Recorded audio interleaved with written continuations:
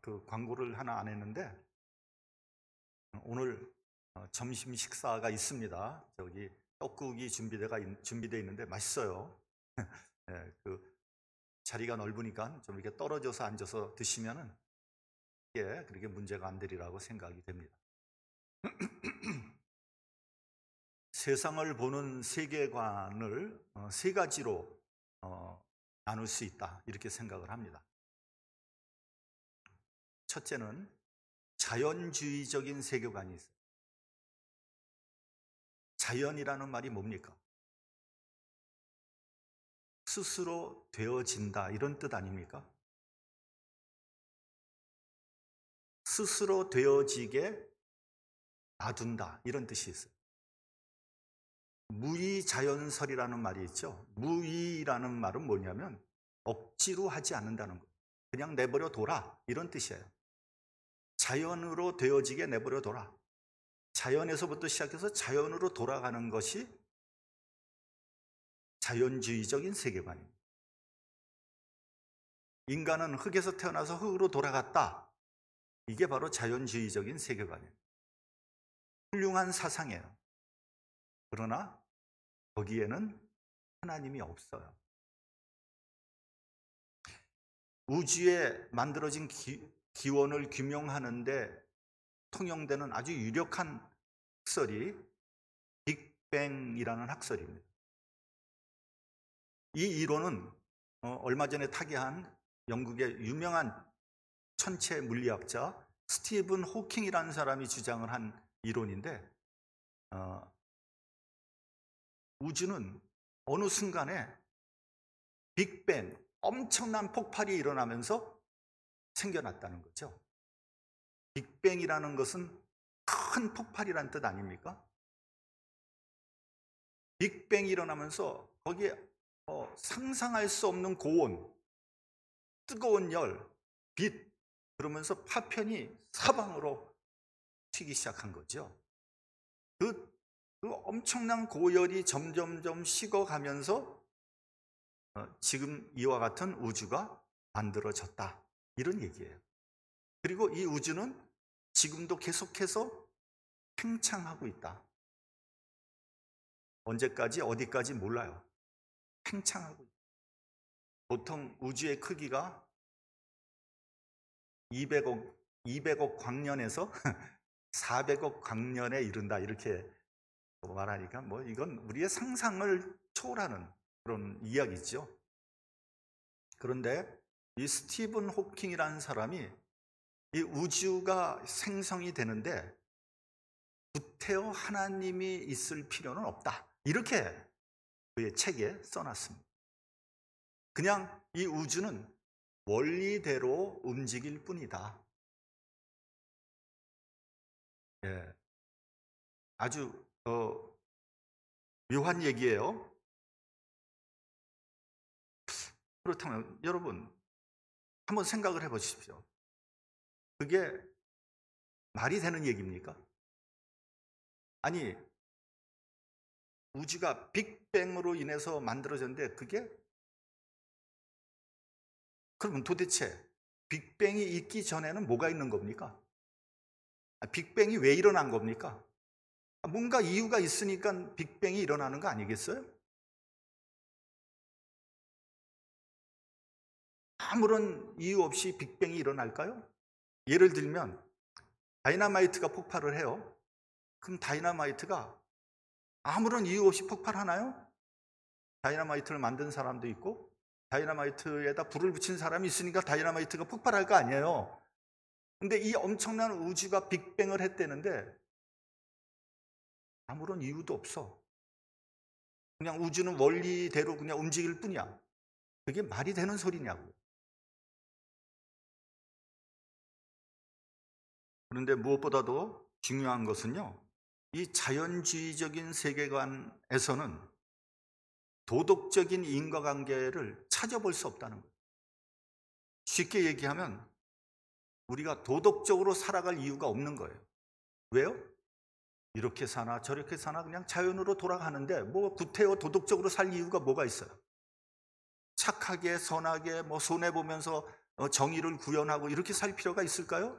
어차피 자연으로 돌아가는데. 자칫 허무주의에 빠질 수 있는 거죠.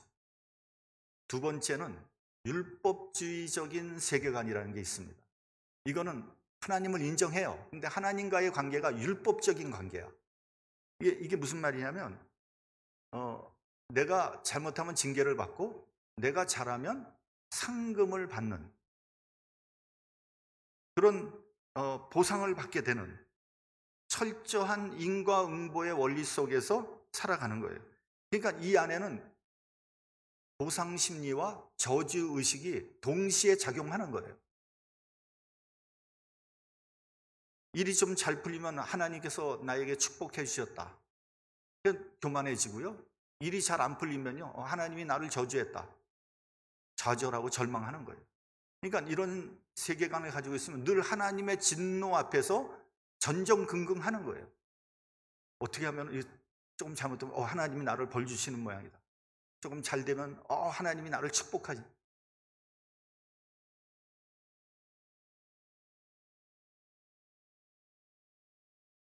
어렵게 살아가고 있는 거죠. 우리가 욥기를 보면 욥은 동방에서 가장 큰 부자였고 의인이었다 이렇게 되어 있습니다. 그런데 이제 마귀가 시험을 하죠. 그래서 욥은 그 많은 재산을 하루아침에 다 날려버립니다. 그리고 그의 자녀들은 한꺼번에 다 죽어버리죠. 그리고 욥의 몸에 온갖 부스럼과 헌대가 나서 막 기아장으로 북북 긁어야 될 정도로 정말 그의 몸도 다 망가졌어요.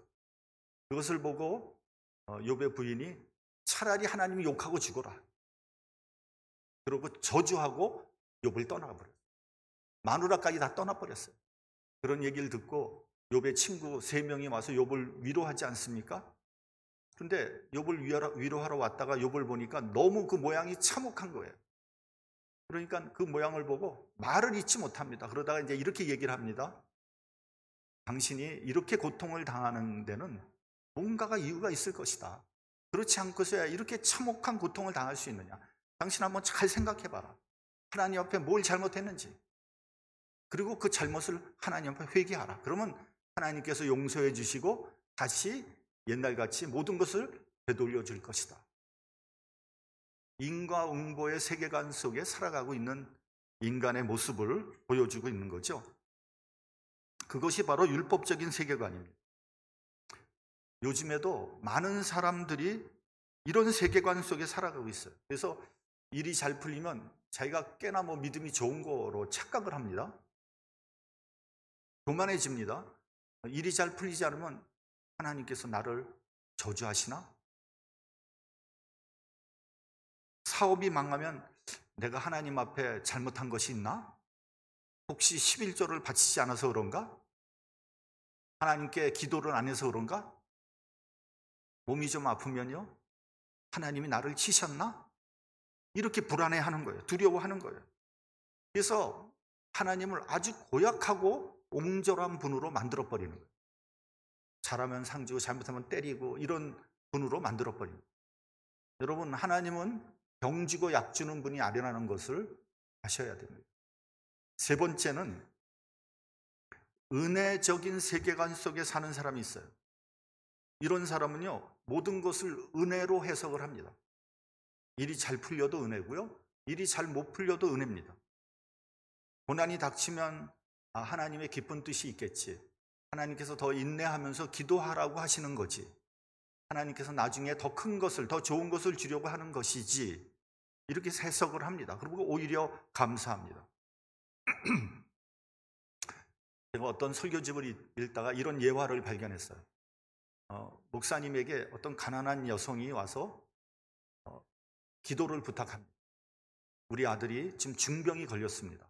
아들을 위해서 기도해 주세요. 만약에 아들이 나으면 내가 가지고 있는 가장 귀한 것을 하나님께 바치겠습니다. 그 얘기를 듣고 나서 그 목사님은 새벽 기도마다 그 아들을 위해서 기도를 했어요. 그러던 어느 날 이 여인이 다시 찾아왔어요. 그러면서 목사님한테 저금 통장을 내놓는 거예요. 목사님은 그것을 보면서 속으로 아들의 병이 난 모양이다. 그래서 이제 물어보는 거예요. 아드님 병은 좀 어떻습니까? 이 여인이 대답하기를 아들은 며칠 전에 죽었습니다. 이 목사님 깜짝 놀래가지고 그러면 이 저금 통장은 뭡니까? 그러니까 이 여인이 얘기를 합니다. 그동안 아들을 위해서 차곡차곡 모은 돈입니다. 아들은 그동안 제 속을 무던히도 썩였습니다. 외아들이기 때문에 정성껏 키웠는데 말을 듣지 않고 타락하고 방탕하고 죄를 많이 지었습니다. 그때마다 제 속은 아주 무너져 내렸습니다. 그러다 중환병이 들었습니다. 저는 아들의 병을 낫게 하기 위해서 매일 간절히 하나님께 기도했습니다. 그런데 아들은 병이 들면서부터 예수를 믿게 됐고 자신의 죄를 회개하고 병이 나으면 어머니께 효도하고 신앙생활 열심히 하겠다고 다짐을 했습니다. 그러나 끝내 병을 이기지 못하고 죽고 말았습니다. 중요한 것은 아들이 하나님의 자녀가 됐다는 겁니다. 저의 아들이 하늘나라로 갔음을 믿고 감사드립니다. 그 은혜를 감사하는 마음으로 그동안 아들을 위해서 모아놓던 이 돈을 하나님께 바칩니다. 여러분, 무엇이 은혜입니까? 여러분, 은혜를 어떻게 생각하십니까? 여러분, 은혜는 절대적이고 무조건적입니다. 잘 돼도 은혜고요, 잘못 돼도 은혜입니다. 꼭 잘 돼야지만 은혜가 아니에요. 여러분, 부모님의 은혜를 한번 생각해 보세요. 부모님의 은혜는 조건이 있을 수 없어요. 내가 잘해도 부모님은 나를 사랑하고요, 내가 잘 못해도 부모님은 나를 사랑하는 거예요. 자식을 키우다 보면 종종 좀 섭섭할 때가 있어요. 근데 그 자식의 얼굴을 보면 그 섭섭한 마음이 다 눈 녹듯이 없어져 버리죠. 그것이 바로 은혜입니다. 여러분, 자식이 잘못했다고 해서 자식을 버리겠습니까? 도적에서 파내겠습니까? 아무리 잘못해도 아버지, 어머니, 내가 잘못했습니다, 이렇게 하면 오히려 부모가 더 미안해지는 거죠. 이것이 바로 은혜의 관계이다, 이런 얘기입니다. 하나님도 마찬가지예요. 하나님 곁을 떠나서 타락하고 죄를 지어도 다시 돌아와서 회개하면 하나님께서는 버선발로 뛰어나가서 맞이하는 분이에요. 하나님과 우리의 관계는 은혜의 관계입니다. 어떤 외동아들이 치과대학에 들어갔어요. 그 아버지는 의과대학에 들어가기를 원했는데 그게 잘 안 되고 결국은 치과대학에 들어갔어요.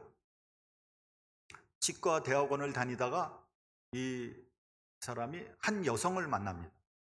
근데 그 여성은 고등학교를 졸업하지 못했어요. 중퇴했어요. 그러니까 학력이 중졸이야. 그래서 이제 그 여성을 자기 아버지에게 소개를 합니다. 여자친구라고. 아버지의 마음에 들 리가 없죠.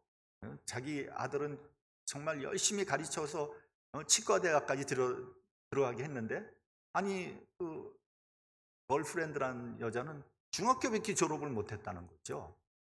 그래서 이제 아들에게 나는 저 처녀를 절대로 내 며느리로 받아들일 수 없다, 선언을 했어요. 그런데 여러분, 남녀 간의 사랑을 누가 맡겠습니까? 그 처녀는 임신을 하게 됐고 그 둘은 아버지의 허락을 맡을 수 없으니까 자기들끼리 가서 결혼을 해버렸어요. 그 소식을 듣고 아버지는 너무 화가 나가지고 아들한테 이제 너하고 나하고는 관계는 끝났고 나를 만날 생각도 하지 말고 내가 너희들을 만나러 가는 일도 없을 것이다, 이제 끝났다, 이렇게 선언을 했어요. 그 부부는 딸을 낳았어. 그 딸을 데리고 아버지가 LA에 계신데 LA로 데려갔어요. 아버지가 문도 안 열어줬대. 문도 안 열어줬대. 그리고 또 세월이 흘러서 딸을 하나 더 낳고 아들을 또 낳았어요. 그래서 이 아들을 낳았다는 소식을 아버지에게 전해야 되는데 어떻게 하면 좋겠느냐고 저한테 상담을 하는 거예요. 그래서 무조건 아버지 찾아가라. 아버지 화가 덜 풀렸으면 또 찾아가고 또 찾아가라.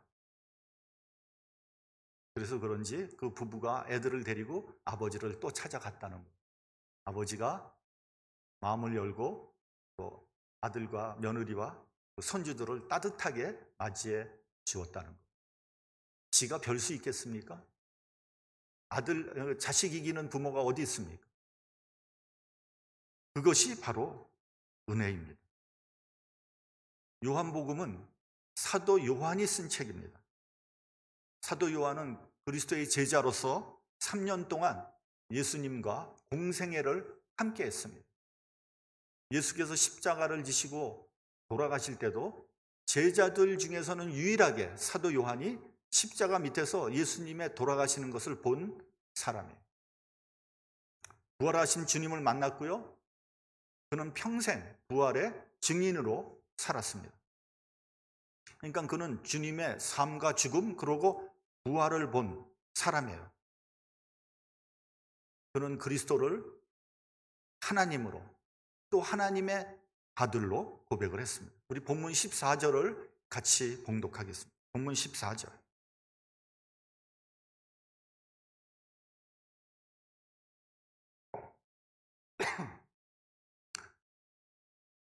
본문 14절 시작.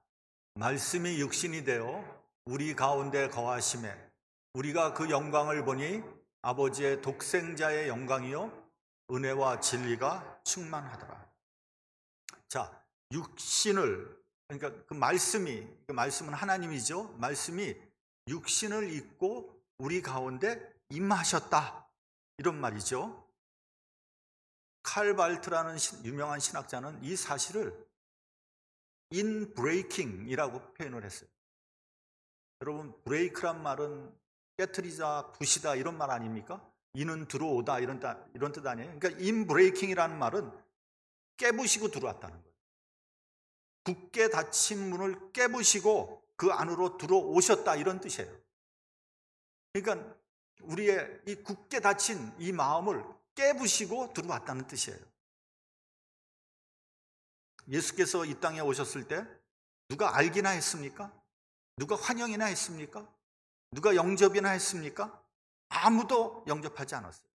오히려 태어나자마자 그를 죽이려고 했죠. 그러나 주님께서는 그 완고하고 그 단단한 꽉 막힌 벽을 뚫고 이 세상에 오신 거예요. 그것이 역사 가운데 오신 예수님이에요.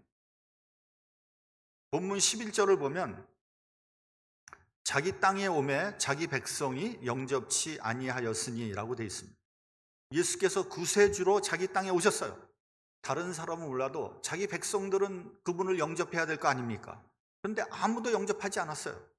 그의 형제 자매마저도 영접하지 않았습니다. 영접은커녕 십자가에 못 박아 죽여버렸죠. 영접한다는 것은 믿는다는 겁니다. 왜 영접하지 않은 것입니까? 믿을 수가 없었던 거죠.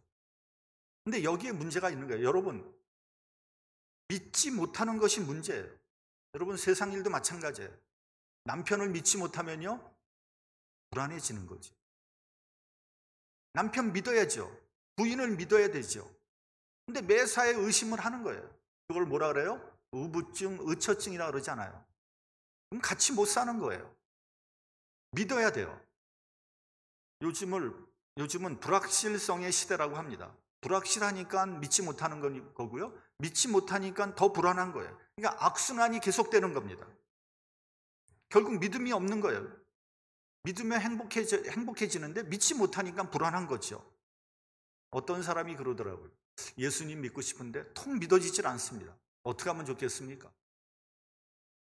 저도 몰라요. 방법이 없어요.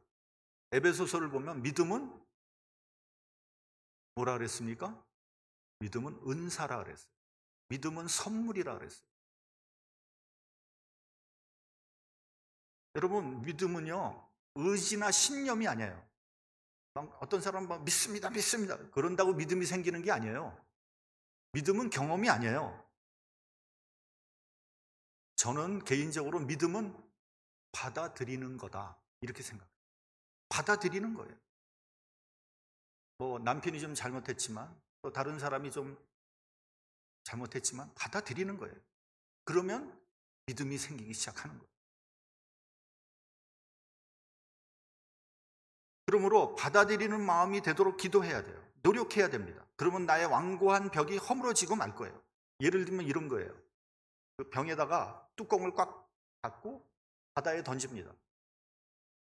그럼 바다 속에 둥둥 떠다니면서 뭐 바람이 불고 파도가 치고 아무리 난리를 쳐도 병 안에 바닷물은 한 방울도 들어가지 않아요. 왜요? 뚜껑이 꽉 닫혀 있습니다. 많은 사람들이 교회를 다니면서요, 뚜껑을 꽉 닫아놓고 있어요.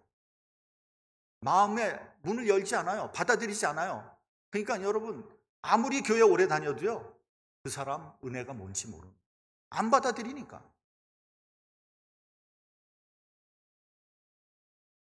노력하고 간구하면 어느 순간 내 마음의 문이 열리고 믿게 되는 거예요. 그러면 받아들여야 되는데 왜 받아들이지 못하는 것입니까? 요한복음 3장 18절을 보면 하나님 독생자의 이름을 믿지 아니함으로 벌써 심판을 받은 것이라 했어요. 무슨 말입니까 이게? 심판받았기 때문에 못 받아들이는 거예요. 이미 심판받았어요. 회개하지 않고 완악하고 이기적이고 고집스러운 마음 때문에 이미 심판받은 거예요. 자기 우상, 자기 고집, 교만한 죄로 인해서 나도 모르는 사이에 이미 심판을 받은 거예요. 그러니까 믿어지지 않고 죄의 길로 계속해서 가는 거죠. 그래서 회개하라는 거예요. 그래서 돌이키라는 거예요. 마음의 문을 열라는 거예요. 긍정적으로 받아들이라는 거예요. 여러분, 믿지 않는 사람들은 갈수록 완악해집니다. 믿으라고 권하면요, 더 빗나가요. 너나 잘하세요. 이런 식으로 나갑니다. 내가 어떤 분 얘기를 들어보니까요, 예수님 믿으라 그러면 나무 관세음 보살 이렇게 대답한다 그러더라고요. 그러니까 일부러 그러는 거예요. 일부러. 더 번나가는 거예요. 왜 그래요? 심판받아.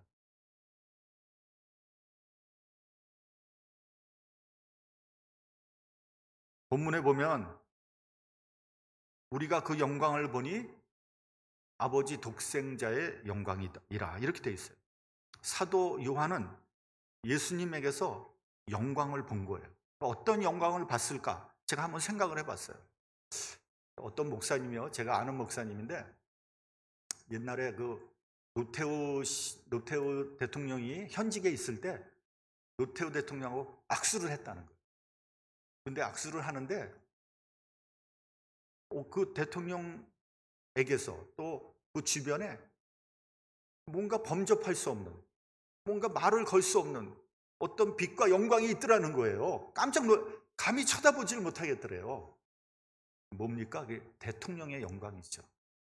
그러면 예수님에게서도 어떤 뒤에 그 주변에 어떤 후광이 이렇게 나타났을까? 그러면 다른 사람들도 알았겠죠? 그러나 예수님의 얼굴에 어떤 성스러운 기운도 있지 않았습니다. 오히려 갓난 신고를 겪어서 바르고 볼품이 없었다고 이사야 선지자는 예언했습니다. 그러면 혹시 주님께서 돌아가실 때 십자가에 뭐 기이한 빛이 비쳤나? 근데 그런 기록도 없어요. 그러면 도대체 요한은 무슨 영광을 본 것일까? 저는 요한이 예수님의 겸손한 희생과 십자가 사랑을 통해서 하나님의 영광을 보았다고 생각합니다. 하나님께서 친히 육신을 입고 이 땅에 오셔서 우리의 죄를 짊어지시고 십자가에 죽으신 한없는 사랑, 그것을 통해서 요한은 하나님의 영광을 본 것이죠. 그렇기 때문에 여러분, 혹시 높아지길 원합니까?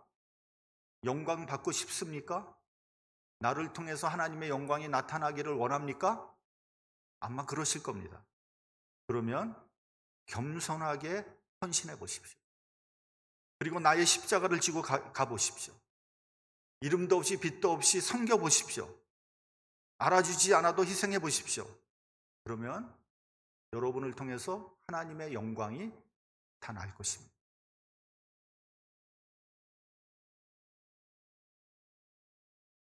반대로 내가 스스로 높아지려고 해보세요. 영광 받아보려고 한번 해보세요. 그러면 여지없이 추락할 것입니다. 마태복음 23장 12절을 보면 누구든지 자기를 높이는 자는 낮아지고 누구든지 자기를 낮추는 자는 높아지리라 말씀하셨습니다. 우리 본문 16절을 같이 봉독을 하겠습니다. 본문 16절.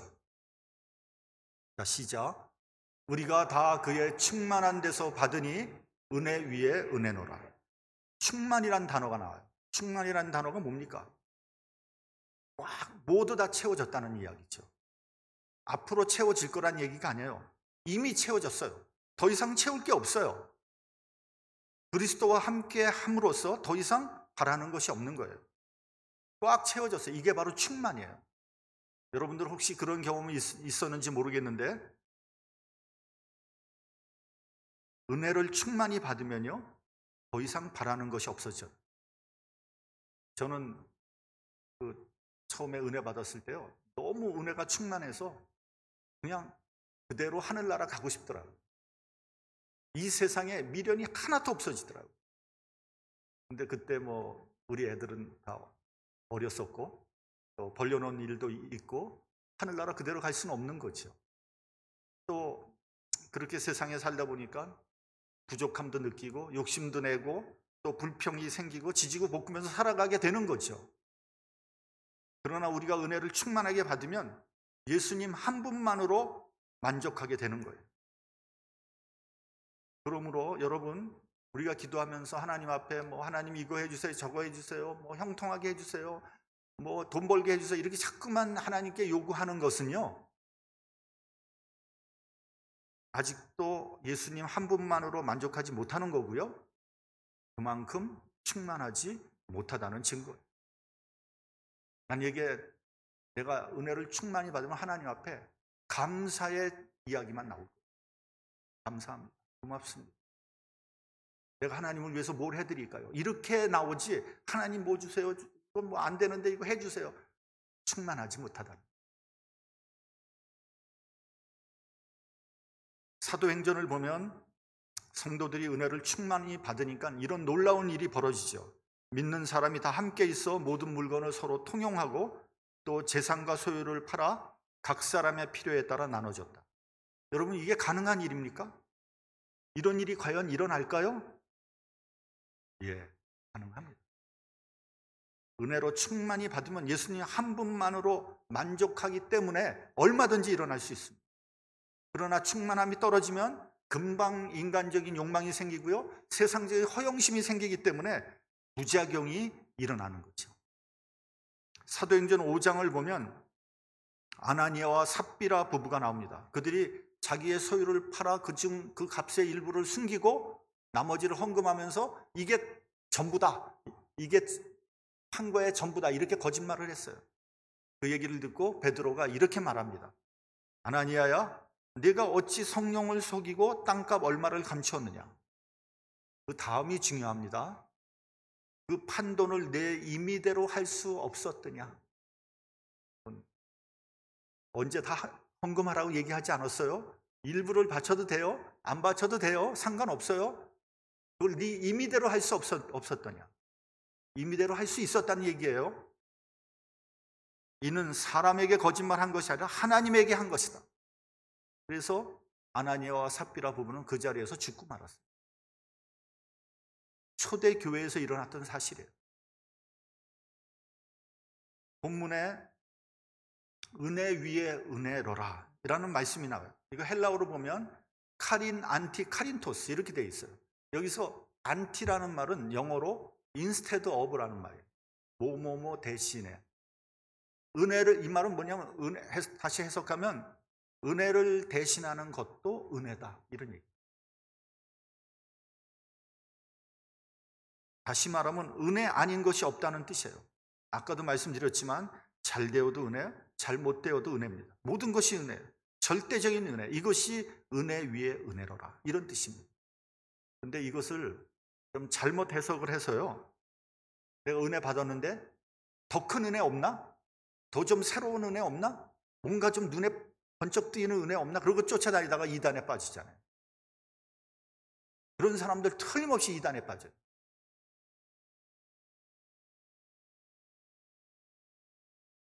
아까도 말씀드렸지만 여러분, 은혜를 받으면요, 가지고 못 가진 것이 문제가 되지 않아요.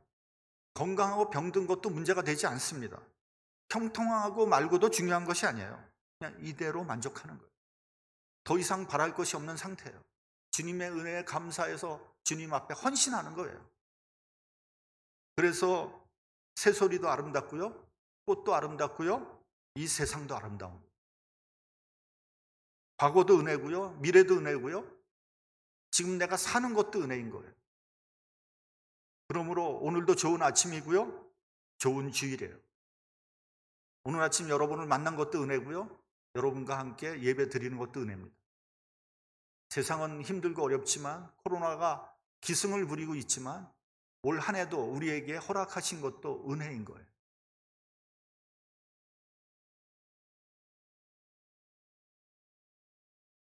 말씀을 드렸지만 이렇게 은혜 위에 은혜로 사는 사람이 진정한 그리스도인의 모습이에요.